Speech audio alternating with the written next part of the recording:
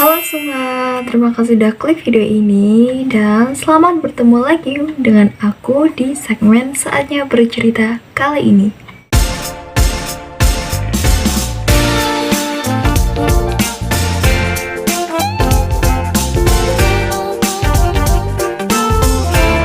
Selamat Hari Raya Idul Adha untuk kalian semua yang merayakannya. Idul Adha kali ini merupakan kali kedua kita merayakannya di tengah pandemi COVID-19.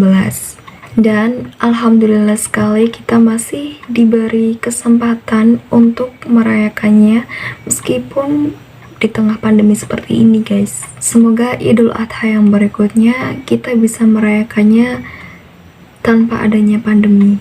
Amin. Dan buat kalian tetap jaga kesehatan, jaga jarak, patuhi protokol kesehatan karena demi kita semua, demi negara tercinta ini bebas dari COVID-19. Guys, kalian pasti tahu dong sejarah adanya Idul Adha. Ya, tepat sekali. Sejarah Idul Adha berasal dari Nabi Ibrahim alaihissalam dan Nabi Ismail alaihissalam, di mana Nabi Ibrahim dan Nabi Ismail ikhlas menerima perintah dari Allah Subhanahu wa Ta'ala untuk menyembelih Ismail. Mengetahui kesabaran serta keikhlasan Nabi Ibrahim dan Nabi Ismail, akhirnya Allah Subhanahu wa Ta'ala menggantikan Ismail dengan hewan kurban berupa domba jantan dari surga.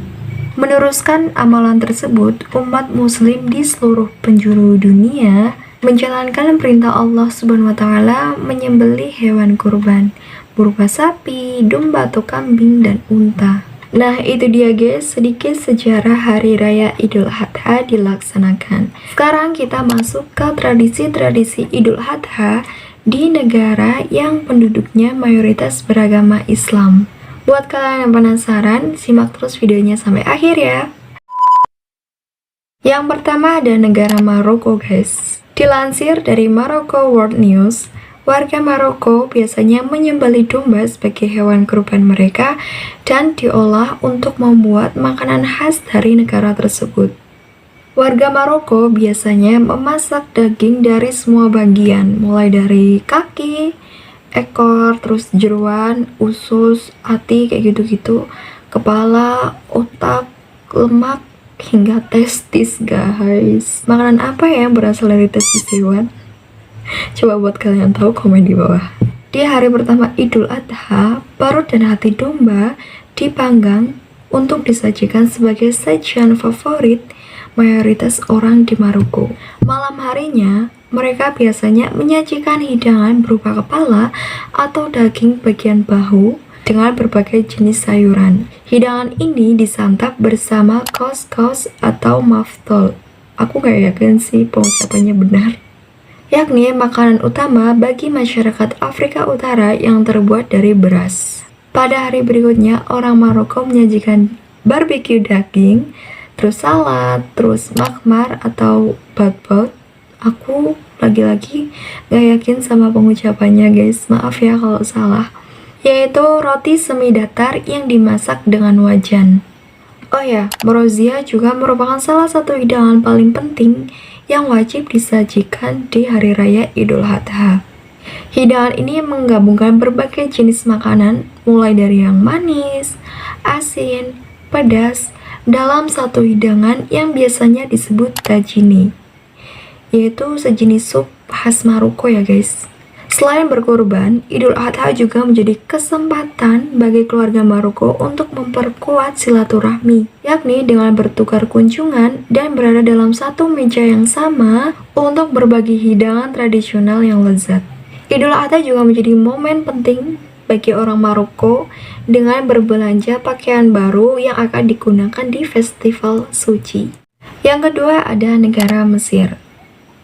Menurut situs pariwisata Mesir, pada saat pagi hari di Idul Adha, warga Mesir biasanya menyantap daging yang telah dipotong kotak-kotak. Daging tersebut disantap dengan fata, yaitu nasi yang dicampur dengan saus tomat.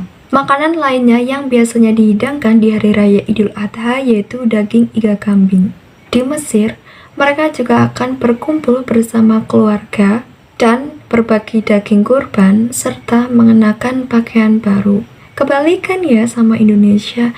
Kalau Indonesia kebanyakan memakai pakaian baru tuh di hari raya Idul Fitri. Atau malah kalian juga memakai pakaian baru di hari raya Idul Adha? Coba komen di bawah. Yang ketiga ada Uni Emirat Arab.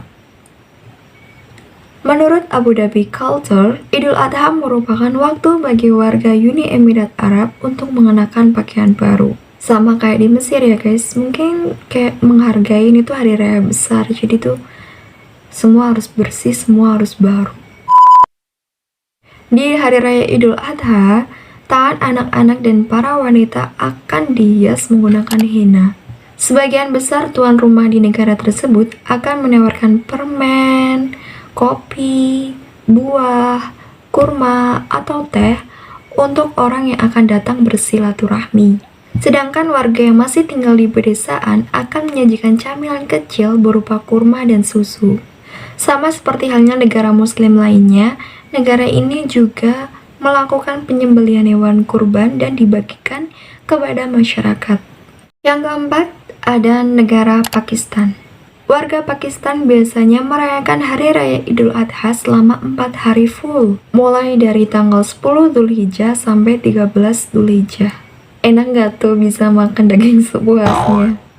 Selama perayaan ini, toko-toko diminta untuk tutup karena orang-orang menghabiskan hari dengan berdoa dan menyembelih hewan kurban.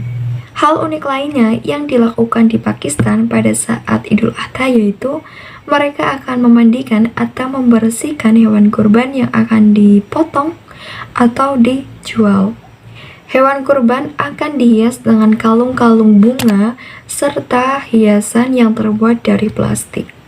Sama seperti negara-negara sebelumnya, Hari Raya Idul Adha di Pakistan juga diramaikan dengan acara kumpul keluarga dan bertukar hadiah. Yang terakhir nih guys, ada negara Turki. Guys, kalian pasti sering mendengar perempuan yang akan menikah terus tangannya tuh dipakaikan henna. Nah, hal itu juga terjadi pada hewan kurban yang ada di Turki. Di Turki, pada saat hari Idul Adha, hewan-hewan kurbanlah yang akan dihias menggunakan henna maupun pita. Unik banget ya guys. Mungkin para hewan kurban tuh berpikiran, emang cuma wanita aja yang bisa cantik? Kita juga bisa dong. Setelah disembelih, hewan kurban akan dimasak dan disantap bersama keluarga atau tetangga terdekat. Well, itu dia guys, beberapa tradisi Idul Adha yang ada di negara yang penduduknya mayoritas beragama Islam. Sebenarnya masih banyak ya tradisi-tradisi di Hari Raya Idul Adha. Tapi aku takut durasi video ini tuh kepanjangan karena aku masih YouTuber pemula, takut gak diklik sama kalian. Mungkin sebagian besar tradisinya itu sama ya guys. Cuma tuh ada beberapa hal yang membuat keunikan tersendiri gitu loh. Kayak di Turki, hewan kurban itu diberi pita, diberi henna. Terus di Uni Emirat Arab, anak-anak dan para wanita juga memakai henna. Dan lain sebagainya. Kalau di daerah kalian ada nggak sih guys tradisi khusus yang dirayakan di Hari Raya Idul Adha? Coba komen di bawah ya. Segitu dulu informasi yang bisa aku sampaikan hari ini. Semoga kalian suka. Semoga bisa menambah wawasan baru untuk kita semua. Apabila ada kesalahan informasi atau info-info yang belum aku bahas tadi, silahkan kalian koreksi atau kalian tambahkan di kolom komentar. Kita diskusi bareng dan supaya tidak terjadi kesalahpahaman. So, buat kalian yang suka dengan video ini, jangan lupa untuk klik tombol like. Dan buat kalian yang punya ide-ide atau saran-saran lainnya, silahkan tulis di kolom komentar atau bisa DM di Instagram aku. Aku juga nggak bosen nih ngingetin kalian untuk klik tombol subscribe serta nyalain notifikasi loncengnya supaya kalau aku upload video baru tuh kalian tahu.